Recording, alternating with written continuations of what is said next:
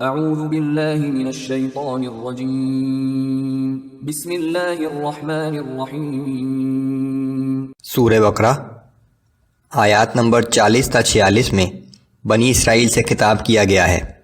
جب بنی اسرائیل نے تکبر کیا اور خود کو نسلی طور پر برتر سمجھتے ہوئے رسول اللہ صلی اللہ علیہ وآلہ وسلم کی رسالت سے انکار کیا کہ ہم برتر ہیں اور بنی اسماعیل کے کسی فرد کو رسول تسلیم نہیں کر سکتے۔ اسرائیل حضرت یعقوب علیہ السلام کا لقب تھا۔ وہ حضرت اسحاق علیہ السلام کے بیٹے اور حضرت ابراہیم علیہ السلام کے پوتے تھے۔ انہی کی نسل کو بنی اسرائیل کہتے ہیں۔ حضرت ابراہیم علیہ السلام کے دوسرے بیٹے حضرت اسماعیل کی نسل کو بنی اسماعیل کہتے ہیں۔ حضرت محمد صلی اللہ علیہ وآلہ وسلم انہی کی نسل سے تھے۔ اس خطاب میں بنی اسرائیل کو اللہ کے احسانات یاد کرائے گئے ہیں اور ان سے کہا گیا کہ وہ اللہ سے کیا گیا اپنا عہد پورا کریں، صرف اللہ ہی سے ڈریں اور قرآن اور رسول اللہ صلی اللہ علیہ وآلہ وسلم پر ایمان لے آئیں۔ اعوذ باللہ من الشیطان الرجیم۔ یا بنی اسرائیل اذکروا نعمتی التي انعمت علیکم وأوفوا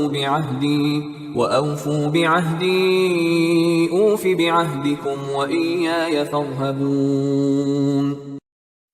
اے بنی اسرائیل، میرے وہ انعام یاد کرو جو میں نے تم پر کیے تھے، اور تم میرے ساتھ کیا ہوا وعدہ پورا کرو۔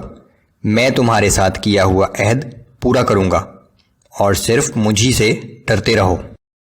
وآمنوا بما انزلت مصدقا لما معكم ولا تكونوا اول كافر به ولا تشتروا بآياتي ثمنا قليلا وإياي فاتقون۔ اور میری اتاری ہوئی اس کتاب یعنی قرآن پر ایمان لاؤ، جو اس کتاب کی تصدیق کرتی ہے جو تمہارے پاس پہلے سے موجود ہے، اور تم ہی سب سے پہلے اس کے منکر نہ بنو، اور میری آیات کو حقیر معاوضے کے عوض فروخت نہ کرو، اور مجھی سے ڈرتے رہو۔ ولا تلبسوا الحق بالباطل وتكتموا الحق وانتم تعلمون۔ اور حق کو باطل کے ساتھ نہ ملاؤ، اور نہ ہی حق کو جان بوجھ کر چھپاؤ۔ وَأَقِيمُوا الصَّلَاةَ وَآتُوا الزَّكَاةَ وَارْكَعُوا مَعَ الرَّاكِعِينَ۔ اور نماز قائم کرو اور زکوٰۃ ادا کرتے رہو، اور رکوع کرنے والوں کے ساتھ رکوع کیا کرو۔ أَتَأْمُرُونَ النَّاسَ بِالْبِرِّ وَتَنْسَوْنَ أَنفُسَكُمْ وَأَنْتُمْ تَتْلُونَ الْكِتَابَ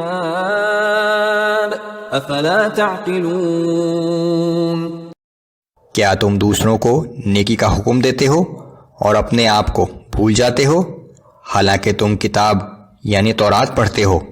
تو تم عقل سے کام کیوں نہیں لیتے؟ وَاسْتَعِينُوا بِالصَّبْرِ وَالصَّلَاةِ وَإِنَّهَا لَكَبِيرَةٌ إِلَّا عَلَى الْخَاشِعِينَ۔ اور صبر اور نماز کے ذریعے اللہ سے مدد چاہو، اور بے شک یہ مشکل کام ہے مگر اللہ سے ڈرنے والوں کے لیے ہرگز نہیں۔ الذین یظنون انہم ملاقو ربہم وانہم الیہ راجعون۔